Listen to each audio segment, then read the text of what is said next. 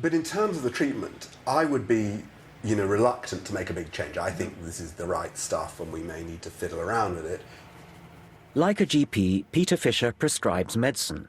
But in this case, the medicine is a bit of a surprise. Thank you very much. Good.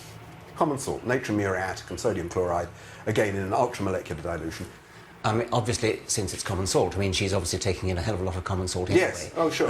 How does the one... Well, the truth is nobody knows. I don't know, nor does anybody else. Yeah. The question is, do you think that because we don't know and because it seems implausible, it can't work? And that may be where you and I differ. Actually, the most recent problem was your skin, wasn't it? That's right. Yeah, my hands, they've cleared up quite well. And my scalp's a lot better. While patients like these provide positive anecdotes for homeopathy, subjective stories are not enough for science. I want to pin down precisely what double-blind trials have been conducted. Over 100 have been done, some by me. On the whole, they're positive. And I've worked hard on it. But in the face of great scepticism, in the face of many people who say, oh, well, yeah, we're not going to fund homeopathy, it's got to be a load of rubbish. Why do you think they say that if there really are controlled trials which show... Well, I think you're much better placed to comment on it because you're the sort of person who says that. Well, because I have read studies which have sort of meta-analyses and things which suggest that, yes, occasionally there's a slight suggestion of something, maybe a slight suggestion there, but if you take all the studies that have been done, it doesn't add up in the way that... Oh, I don't agree with that at all. Now, if a double-blind controlled trial really does show that it works, then that suggests we're dealing with an entirely new force of physics, something unknown to science. Well, I think there's a slight exaggeration. There are various hypotheses. Remarkably, nobody knows what the structure of liquid water is. So there is room, for a phenomenon analogous to, I'm not saying the same, but analogous to the storage of information by a magnetic medium, by a floppy disk or a videotape. Yes. If I were a doctor doing what you do and was convinced that it really worked, I would drop everything and really try to demonstrate it and win the Nobel Prize for Physics. It would be an astonishing, totally astonishing finding. That's, to be honest, one of the main reasons I got into it. Plain ambition got me into it in the first place.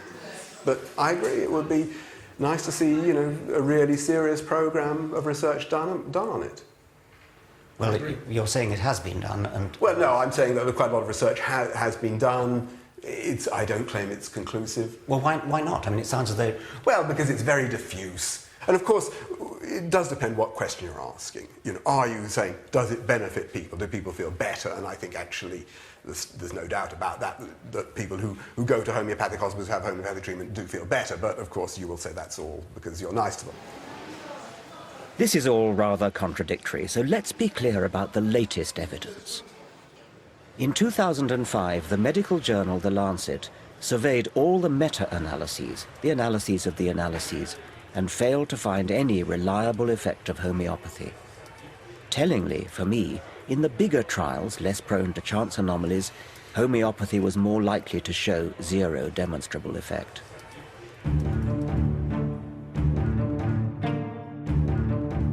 And yet, despite the lack of robust evidence, homeopathy thrives. Many clinicians look on in horror at the unlevel playing field of trials and evidence for medical licensing. In 2004, American trials seemed to show that the drug Herceptin could halve the death rate for a particularly virulent form of breast cancer. This was a major breakthrough. Patients understandably clamored for the new drug, but unlike in the world of homeopathy, the claims of scientific medicine are tested rigorously, and that takes time. Accordingly, the license was delayed. We went through a period of a year or two when Herceptin, quite rightly in my opinion, was held up for the treatment of breast cancer until all the evidence was there. So we had extremely rigid cost-effectiveness analysis before we could use Herceptin. And, okay, there was a short passage of time when it seemed unfair. But you compare that when actually lives are lost, because we're talking about life-threatening disease with drugs which actually save lives, to the way that ineffective, irrational remedies are just being nodded through. It makes you weep.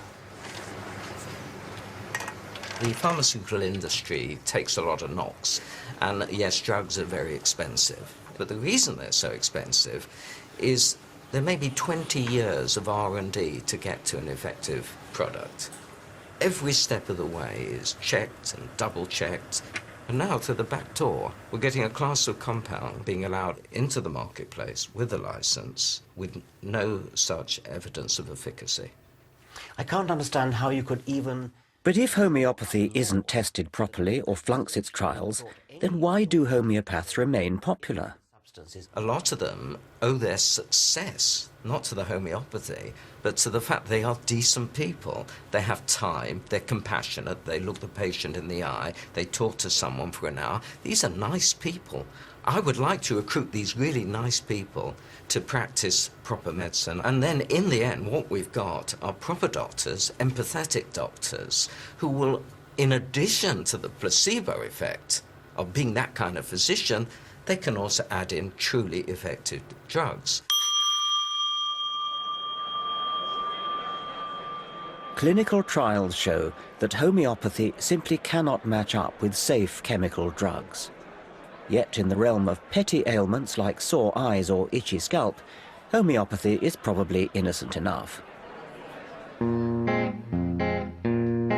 Because it's really all about attentive doctors spending time listening to the patient. That one is still, the right one is still a tiny bit puffy, isn't it? Or is it? Well, it's always like that. Then giving them something that makes them feel better, precisely because it's supposed to make them feel better.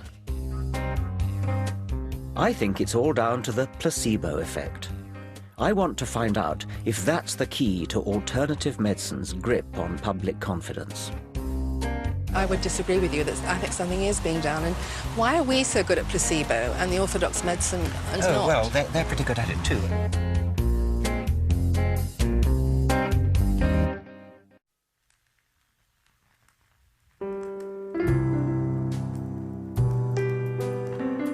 Alternative health remedies are swamping us. We've seen how most are not properly tested, how they undermine science and delude the public. Hi. Hello. How are you? Very well, thank you. Good. You want a health kinesiology session? I'd like to, yes, You please. know what it is? I'm hoping to learn. Okay, have a lie down. But the irony may be that in this very delusion lies their success. What we do in kinesiology is we clear energy blockages in the meridian system. There are 14 meridians or energy pathways that run up and down the body. Can they be seen with a microscope? Can you sort of look at them and... I don't No. think so. No. I don't think so. No, okay.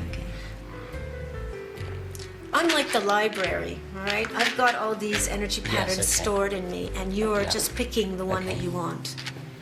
And we have baker's yeast here, all right? So I'm just going to touch a point right by your ear. This is the test for allergy. There's just no tension. It just releases completely. Okay, you want this fixed? Yes, please. Okay. I have to admit I'm rather enjoying this kinesiology. I feel very relaxed. But what is helping me here?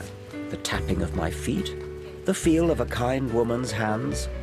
Or some sort of expectation that what it's doing is therapeutic? What I'm talking about is the placebo effect, treatment through the power of suggestion. And I'm going to hold points on your head, okay? Right here and here.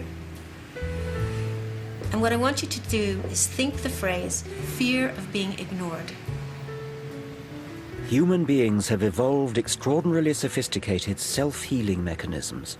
Above all, a powerful immune system. Fear of being ignored. Could it be that interaction with any kind of healer acts to focus our self-healing abilities? Some evolutionary psychologists believe this may be the entirely rational explanation behind irrational remedies.